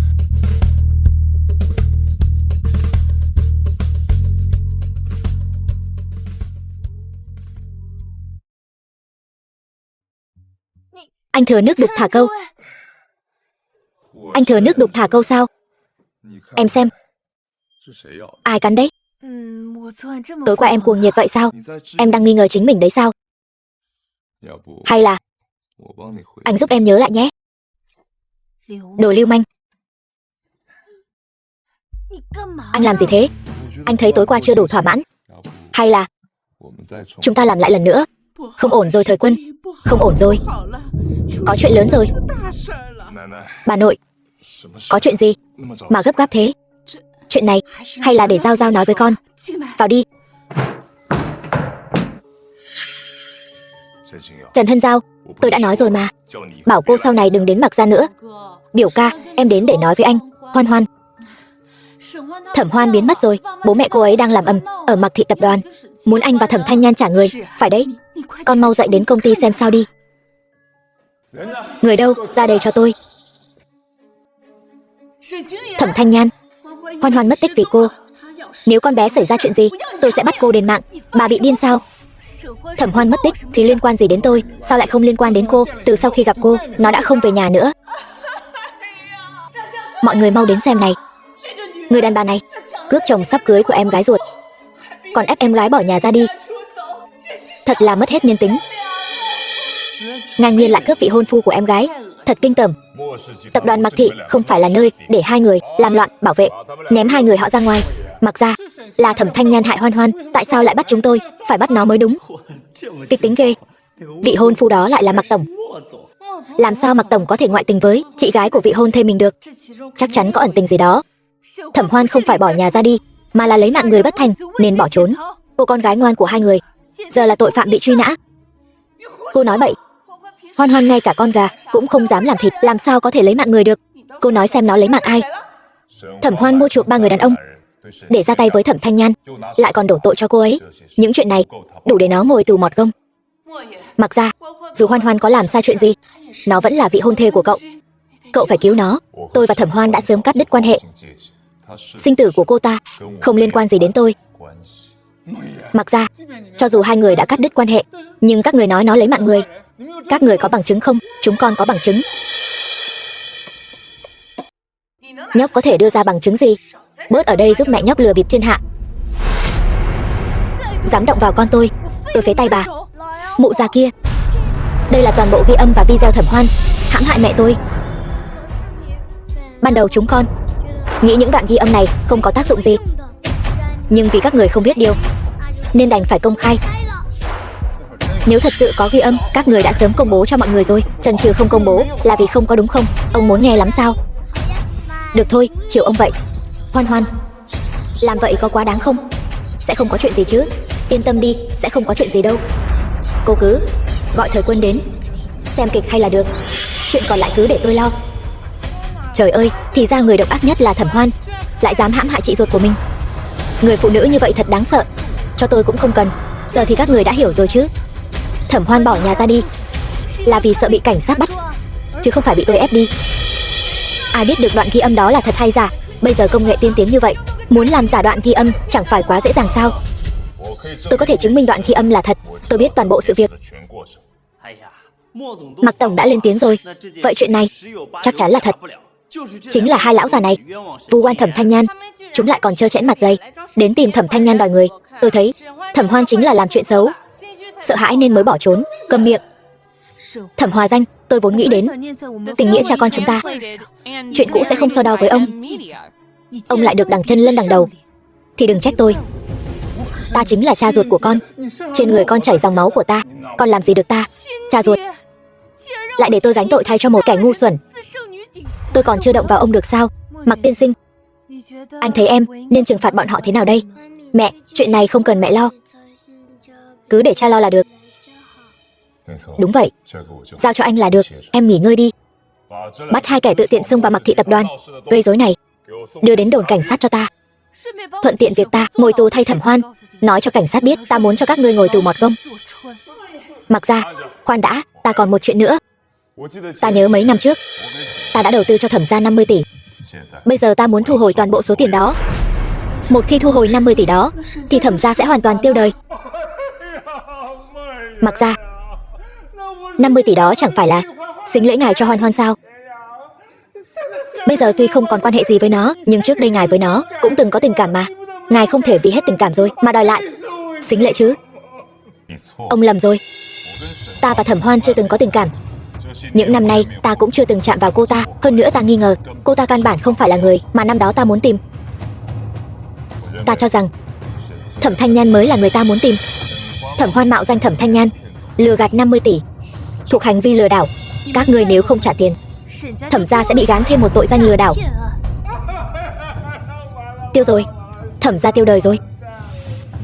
Đưa đi. Mặc ra, tha cho chúng tôi đi. Bọn họ cuối cùng cũng phải chịu báo ứng thích đáng. Vừa rồi anh có giỏi không? Giỏi. Lớn thế này rồi mà còn muốn được khen. Mạc Tổng và Thẩm Thanh Nhan thật ngọt ngào. Đúng là một cặp trời sinh. Bạn trai tôi mà hôn giỏi như vậy, chắc tôi nằm mơ cũng cười tỉnh. Tôi cũng rất biết hôn. Hay là tôi làm bạn trai cô nhé. Anh thật là không biết xấu hổ. Nhiều người đang nhìn kìa. Lúc trước hôn nhiều lần rồi, còn ngại gì nữa. Thẩm Thanh Nhan, cô hãy trân trọng khoảng thời gian ngọt ngào với Thời Quân đi. Ngày tháng tốt đẹp của cô sắp đến hồi kết rồi. Không ổn rồi, hầm để xe đang cháy. Tự nhiên sao lại cháy được? Mọi người lên văn phòng trước đi, anh đi xem sao. Còn anh, công ty nhiều người như vậy, anh không thể mặc kệ được. Mọi người đi trước đi. Vậy anh cẩn thận nhé. Nào các bảo bối đi thôi. Đi theo mẹ nào. Sao anh ấy vẫn chưa về? Chẳng lẽ xảy ra chuyện gì rồi sao?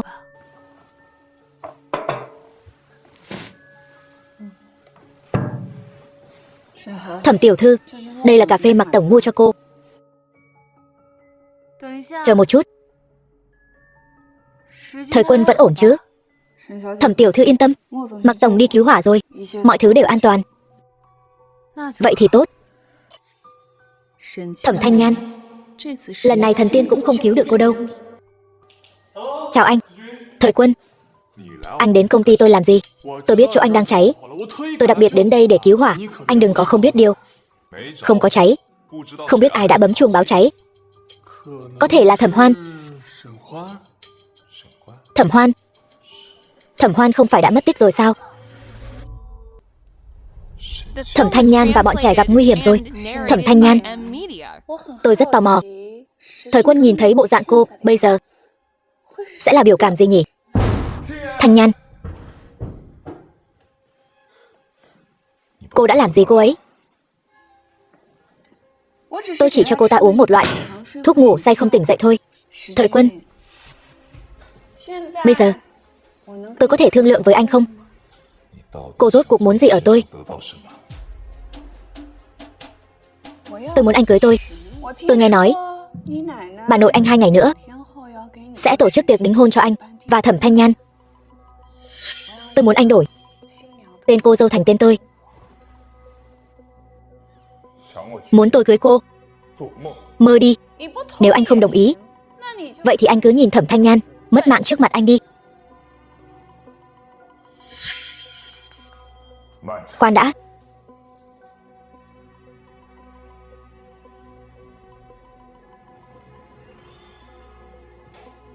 Anh đã nghĩ thông rồi sao? Cô chắc chắn chỉ cần tôi cưới cô sẽ tha cho Thanh Nhan, thả bọn trẻ. Anh yên tâm, tôi tuyệt đối không nuốt lời.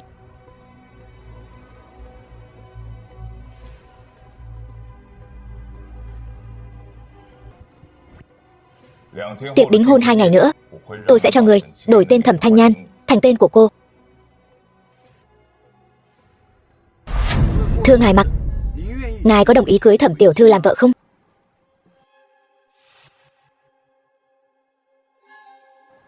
Sao Mạc gia không nói gì vậy? Chẳng lẽ hắn không muốn cưới Thẩm Hoan? Mạc gia trông có vẻ không vui. Hắn đối với hôn lễ hình như không mấy hài lòng. Anh ấy tất nhiên là đồng ý, phải không, Thời Quân? Anh ấy không đồng ý. Không phải đã trúng độc rồi sao? Tại sao lại bình an vô sự xuất hiện ở đây? Người đâu? Mau bắt Thẩm Thanh Nhan lại cho ta. Đừng để cô ta phá hỏng hôn lễ của ta. Ta xem ai dám. Mau bắt Thẩm Thanh Nhan lại. Hôm nay kẻ nào dám động vào mẹ ta, ta sẽ khiến kẻ đó lập tức biến mất. Các vị, ta mới là tân nương hôm nay, Thẩm Hoan chỉ là kẻ giả mạo. Một hôn lễ 2 tân nương, thật là kịch tính. Xem ra tin nóng ngày mai sẽ bùng nổ. Theo ta được biết, Thẩm Hoan là vị hôn thê của Mạc gia. Vậy Thẩm Thanh Nhan rốt cuộc là có chuyện gì? Em mà không đến, anh sắp thành tân lang của Thẩm Hoan rồi. Anh dám? Thẩm Thanh Nhan, hồ ly tinh nhà ngươi, ta vốn đã sắp kết hôn với Thời Quân rồi, tại sao ngươi còn đến cầu anh ấy? Mọi người mau đến xem, Thẩm Thanh Nhan giữa thanh thiên bạch nhật câu dẫn vị hôn phu của người khác, thật là không biết xấu hổ. Giữa thanh thiên bạch nhật hôn đàn ông của ta, ngươi còn dám đánh ta?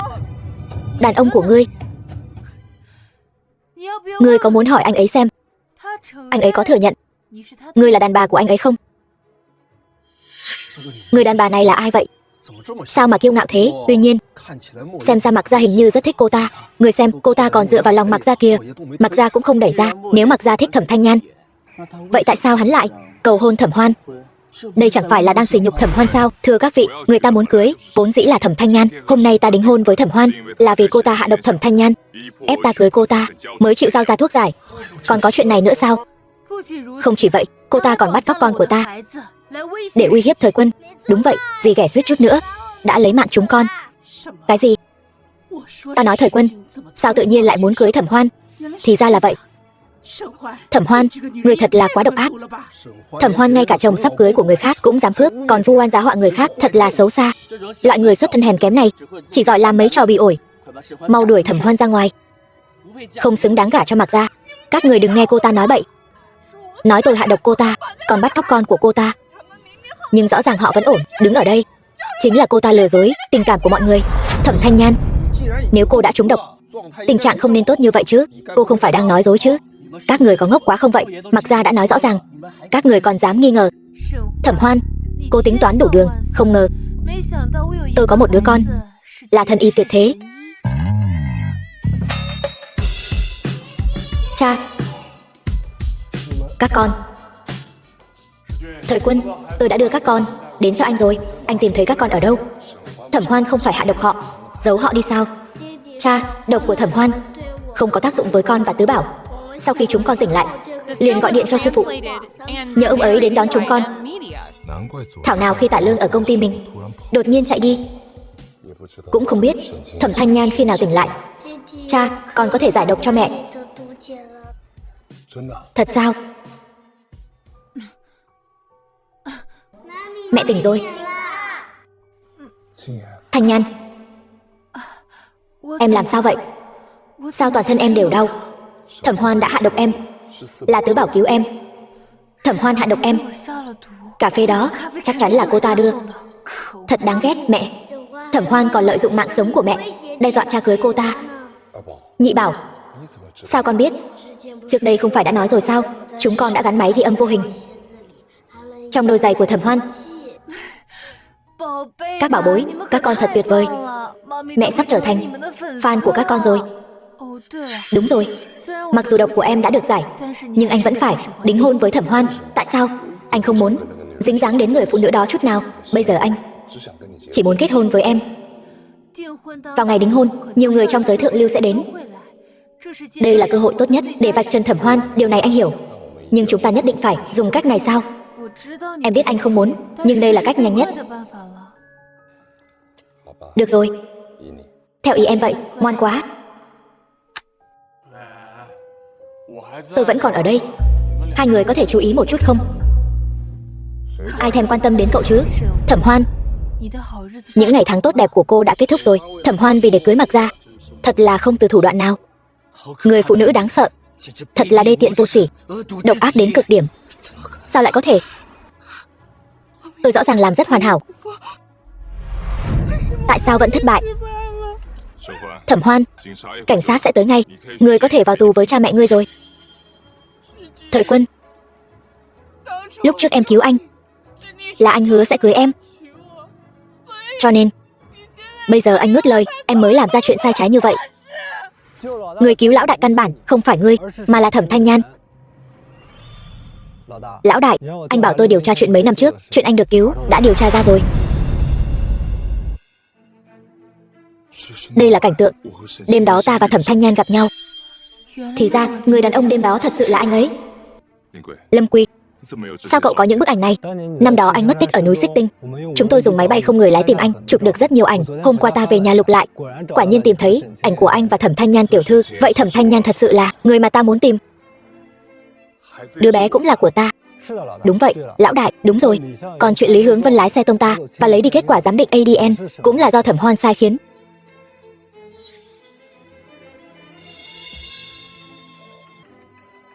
Thẩm Hoan, có người tố cáo cô tội lấy mạng người bất thành và ngược đãi trẻ em. Chúng tôi chính thức bắt giữ cô theo pháp luật. Không phải ta. Ta bị oan. Muốn bắt thì bắt bọn họ đi. Thẩm Thanh Nhan, ta làm ma cũng không tha cho ngươi. Sắp mất mạng đến nơi rồi mà vẫn không biết hối cải. Điều bây giờ em nên lo lắng là chuyện cả đời của chúng ta. Hôm nay em không đính hôn với anh đâu. Anh còn chưa chính thức cầu hôn mà.